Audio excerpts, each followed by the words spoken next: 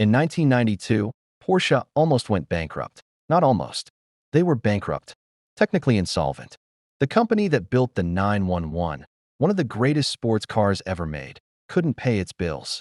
And the decision they made to survive? It worked. It saved the company.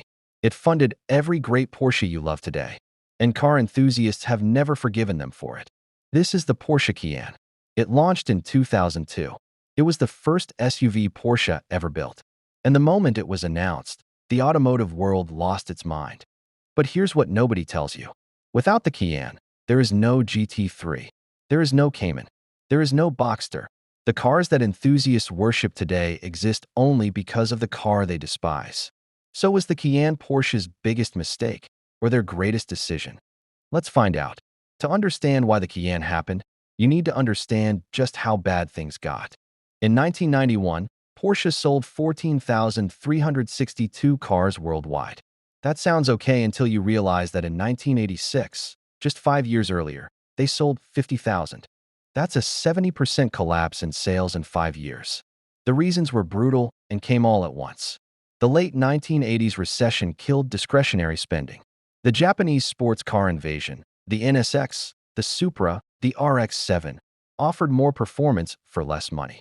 And the US dollar weakened against the German mark, making Porsches eye-wateringly expensive for American buyers.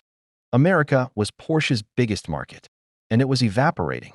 By 1992, Porsche was carrying debt that threatened the entire company. Wendell and Weidecking, the CEO brought in to fix the mess, later said the company had enough cash to survive for maybe a few more months. So Weidecking did what any good CEO does when the company is dying. He looked at what customers actually wanted, not what Porsche wanted to build, and he made a decision that changed everything. Customers wanted an SUV, a premium SUV, with a Porsche badge. And Porsche, the company that built the 911, the car that defined driving purity, decided to build it. The internal reaction was exactly what you'd expect. Engineers quit. Executives resigned in protest. Letters from loyal customers flooded the Stuttgart offices. But Weidecking didn't blink. Now, let's be fair to the people who were angry, because their anger wasn't irrational. It was based on something real. Porsche had always been different. Not just a car company, a philosophy. The original company motto, "We build the sports car in its purest form," wasn't marketing. It was a genuine operating principle. Every decision, every engineering choice, filtered through one question: does this make the car better to drive? No unnecessary weight. No compromise. No concession to comfort over performance. The 911 was rear-engined, an objectively problematic layout, because it put weight over the driven wheels and made the car more engaging. Not because it was practical, because it was right. And then came the Cayenne. 5,000 pounds. 5 seats. A DVD player for the kids in the back. A ride height that could be adjusted from inside the cabin. It wasn't just an SUV. To the purists, it was a statement. A declaration that Porsche had decided profit mattered more than principle. And in a very literal sense, they were right. That is what happened. Porsche chose survival over purity. The question is whether that was a betrayal or just reality. Okay, let's talk about what the Cayenne actually did to Porsche, because this is where it gets genuinely extraordinary. In its first full year of sales, 2003, Porsche sold 24,000 Cayennes. That was more than double what the entire company had sold a decade earlier. By 2005, Cayenne sales alone were generating more revenue than the entire rest of the Porsche lineup combined. And where did that money go? It funded the complete redesign of the 911 into the 997 generation, widely considered one of the best 911s ever made. It funded the Boxster's second generation, which finally fulfilled the original promise of an affordable, lightweight Porsche Roadster. It funded the Cayman, a mid-engine sports car so good that Porsche's own engineers admitted it handled better than the 911. And it funded the GT program, the GT3, the GT3 RS, the GT4, the cars that today represent the absolute pinnacle of analog driving experience from a major manufacturer. Every car that the purists love, every car that enthusiasts point to as proof that Porsche still has a soul, all of it exists because soccer moms in Connecticut bought a Cayenne to do the school run. Sit with that for a second.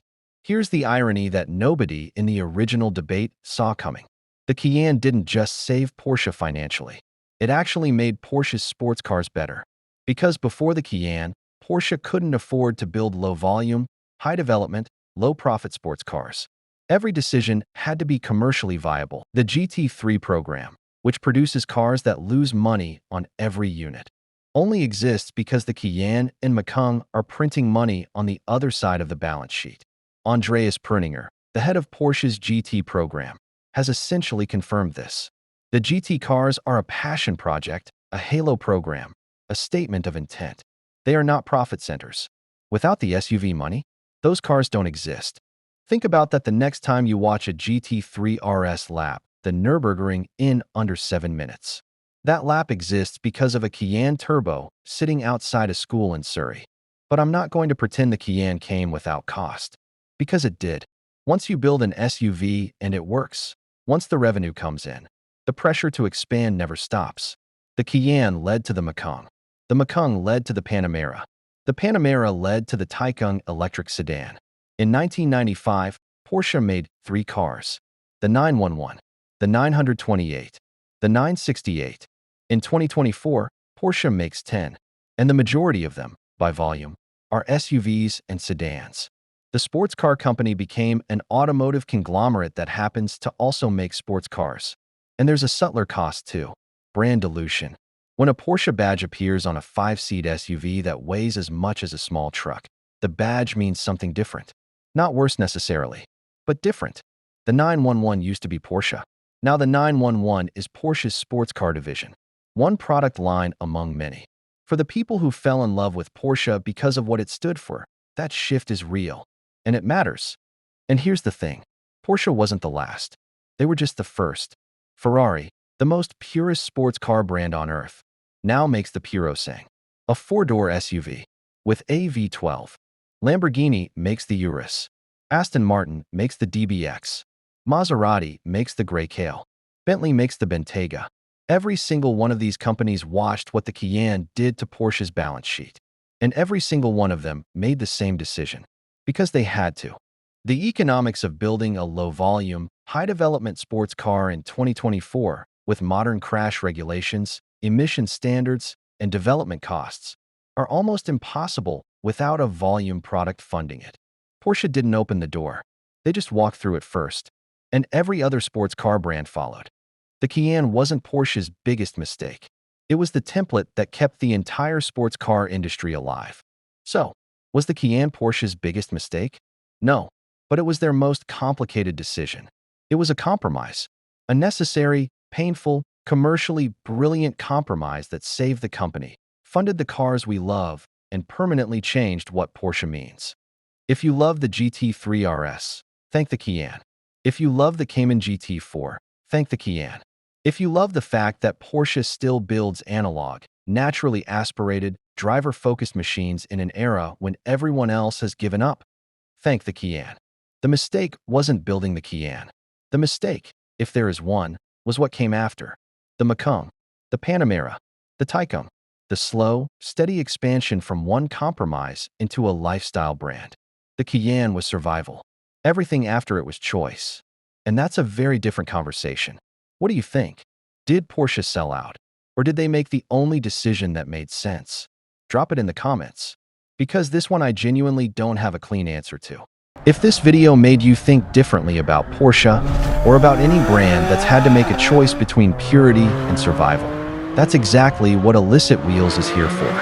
Last video we proved that sports cars feel slower than they used to. Now we know part of why. Next time, we're going even deeper. Subscribe so you don't miss it. And I'll see you in the next one.